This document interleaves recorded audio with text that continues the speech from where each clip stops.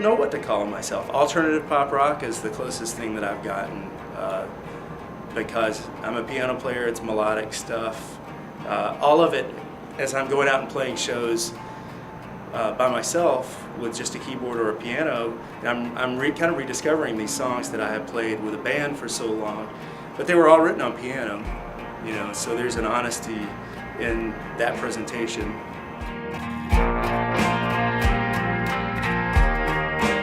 I will come up with usually a chord progression and a melody first, and then I'll write a lyric that is based on whatever idea I had just at the inception of the music, and I call it a dummy lyric. Where do my inspirations for lyrics come from? Can be anywhere. Can be something that happened to me. I think anybody who writes songs and says they don't write about themselves is lying. We all do. We may hide behind, you know, some kind of facade, but we're all writing about ourselves. We are observational people, but we're usually observing something that we have a connection to that compels us to write something. Sometimes I've written songs about good friends of mine. I've written songs about myself, specifically about myself. I've written songs about people in my family, and I've written songs, you know, where I've totally made up a story that's almost not Frostbite from my last record. Who the hell knows what that's about? But it's about somebody running from something, which everybody could probably relate to. So.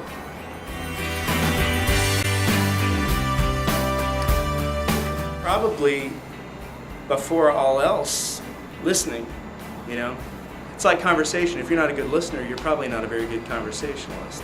And so, and you probably aren't a really genuine lover of music if you weren't first a great listener of music and didn't know what you liked. So listening, and then absolutely creation, close second. You know, there is nothing like sitting at an instrument and having a stroke of creativity, you know, a flash of inspiration. You know, there's not much like it. I never really imagined myself doing anything else. I've had a lot of other jobs, but that is the one thing that I've always come back to. I've been writing songs or playing with bands since I was in high school, and I don't know, I just thought, if you can make money doing this, and you really can't now, but if you could make money doing this, then why would you do anything else? And you can. So it makes me happy, and I love it. It's a difficult job. It's more difficult than most people think. There's a lot of fun. There's a huge fun component, but there's a big work component to it as well that people don't realize.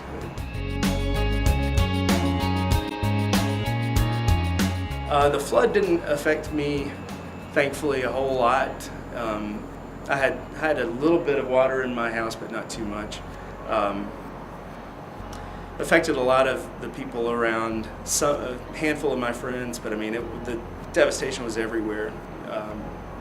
It wasn't so much like New Orleans, where it was across, I mean, it wasn't on that scale, but it was very severe. But the topography in Nashville is quite different. You know, it's not so flat, and so some places were hit really hard and some places not so much. Again, I lucked out. I didn't have any losses from the flood, but you know, a lot of folks did. We had a benefit concert downtown not too long after the flood and raised about $1,000 for flood relief, which is not much. It's a drop in the bucket, but you know, try to help out as best as we could.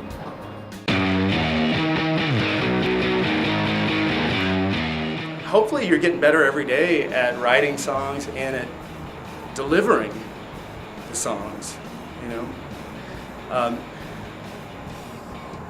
In the climate that exists right now, where so many people are on their own, are not on a label, and you find yourself having to wear a lot of different hats. Like you want to get better at, like I want to get better at following up, you know, being a better business person, like staying on top of all that minutia that I was talking about before.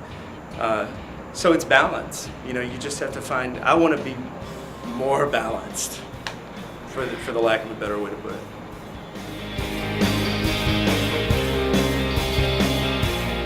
Now, the best thing that I've discovered while living in Nashville is that probably the reason to live in Nashville. And because people think that they've got to come here to do music, you don't really have to do that. You don't have to come to a music center to do music anymore. People aren't signing people because they live in Nashville. But Nashville gives you, sharpens you because of the competition that you're around. You're around some of the greatest artists and songwriters ever, you know, and you could be writing great songs in Sheboygan, Wisconsin, but without being up against all of this other creative talent that's really good, you might never reach the pinnacle of your creativity, if that makes sense. So that's probably the greatest discovery about living in Nashville. I've discovered great friends, great bands, you know, there's a lot of great stuff about living here, but I think the reason for being here was a great discovery. It took me a while to get to it.